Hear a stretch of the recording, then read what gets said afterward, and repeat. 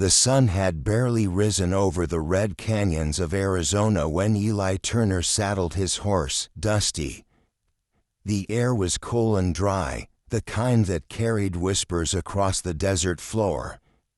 For months, he'd ridden alone, drifting from one ghost town to another, taking odd jobs, never staying long enough for anyone to remember his name. He'd grown used to the silence, the steady rhythm of hoofbeats, and the emptiness of a life that asked for nothing and gave even less. But that morning, something changed. He found her. She was sitting on the edge of a broken wagon wheel, her dress torn and dirt smeared across her cheek. A faint wisp of blonde hair had escaped her hat, and her eyes, pale blue like spring water, looked up when she heard Dusty's steps crunching the sand. "Ma'am," Eli said softly, stopping a few feet away. "You in trouble?" Her voice trembled when she answered. "The wheel broke. My horse spooked and ran off. I've been here since sunrise." Eli dismounted, scanning the horizon. "You're a long way from any town. You travelin' alone?" She hesitated, clutching the locket around her neck. "Not anymore." Eli understood that kind of loneliness too well to pry. He fixed the wagon wheel with what tools he had and gave her the last of his water. When she smiled at him, a small, grateful curve of her lips, it stirred something in him he hadn't felt in years. Her name was Clara Bennett. She'd been traveling west to start a new life after her husband died in a mining accident back in Kansas. The wagon had carried everything she owned: a few dresses, a stack of letters, and a Bible that had belonged to her mother. Eli rode alongside her for the next few days, helping guide the wagon toward the next town, Dusty Hollow. By the time they reached it, the bond between them had grown quiet but deep, built not on words but on the comfort of knowing someone was near. Dusty Hollow was a forgotten town, half sunk in dust, with a single saloon, a sheriff's office that hadn't seen a lawman in years, and a church with its doors hanging crooked. Eli had planned to ride out the next morning, but when Clara offered him a warm meal in the small room she'd rented above the general store, he couldn't bring himself to say no. They ate stew by lamplight, the kind of simple meal that made the silence between them feel almost holy. "You don't talk much," she said gently. "Don't got much worth sayin'," he replied, his voice low. She smiled again. "Then maybe I'll do the talkin' for both of us." That night, Eli dreamed of her laughter echoing across the plains. Days turned to weeks. Clara found work sewing for the townsfolk, and Eli took a job at the livery, mending fences and breaking wild horses. Every evening, he'd stop by her window, and she'd be there, always waiting, always smiling. There was a peace between them, fragile but true. But peace never lasts long in the West. One afternoon, a gang of outlaws rode into Dusty Hollow. The leader, Jed McGraw, was a man Eli knew from another life, a thief, a killer, and the reason Eli had left Texas.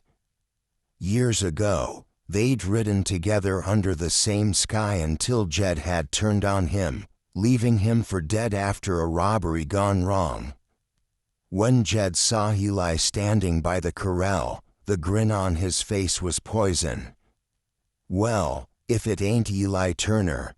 Thought you were buzzard bones by now." Eli's hand brushed the handle of his revolver, but he didn't draw. "You oughta ride out, Jed. Ain't nothin' here for you." Jed laughed. "Oh, I think there's plenty. Heard there's a lady in town travelin' alone. Pretty, too." Eli's jaw tightened. "You leave her out of this." But Jed never was the kind to listen. That night, the gang stormed into the town saloon, knocking over tables and demanding whiskey. When Clara stepped out from her room to see what the commotion was, Jet caught sight of her, and Eli knew the moment would end in blood. He met Jet in the street under the cold glow of the moon. The whole town watched from their windows. "Didn't think you'd ever grow a conscience, Turner," Jet sneered, his hand hovering near his gun. "You gonna die for that woman?" Eli's voice was calm, steady as the wind. "I already died once, ain't afraid to do it again." They drew at the same time. 2 shots split the night. One bullet missed, the other didn't. Jet fell hard into the dirt, his pistol slipping from his hand. Eli staggered, clutching his side. He could feel the warmth of his own blood spilling through his fingers, but he stayed on his feet long enough to make sure Jed wasn't getting up again. Clara ran to him, kneeling beside him in the street, tears streaking down her cheeks. "Eli, stay with me, please." He smiled faintly. "Yes, I ain't riding out tomorrow after all." "You're not dying," she whispered fiercely, pressing her hands to his wound. "Not here, not now." He looked at her, and for the first time in years, there was peace in his eyes. "Clara, you gave me something I thought I lost. A reason." The doctor tried, but the bullet had gone too deep. They laid Eli in Clara's bed, the lamplight flickering over his pale face. She sat beside him all night, holding his hand, her thumb tracing the scars on his knuckles. Near dawn, his breathing slowed. "Don't you go," she said softly. "You stay right here, you can rest beside me." He opened his eyes, barely a whisper left in him. "Beside you's the only place I'd ever wanna rest." His hand went still in hers. When morning came, the town buried him on the hill overlooking the valley, where the wind sang through the sagebrush. Clara stood by his grave in her white shawl, her hair blowing like wheat in the breeze.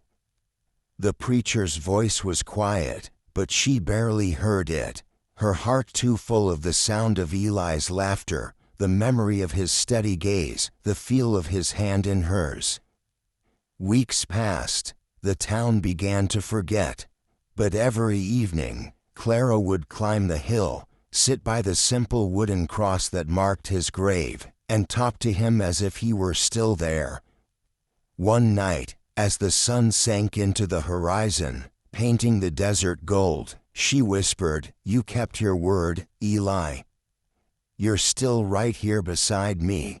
A soft wind stirred through the grass, brushing her cheek like a familiar touch. She smiled through her tears, and somewhere beyond the fading light, she swore she could hear him say, "Always."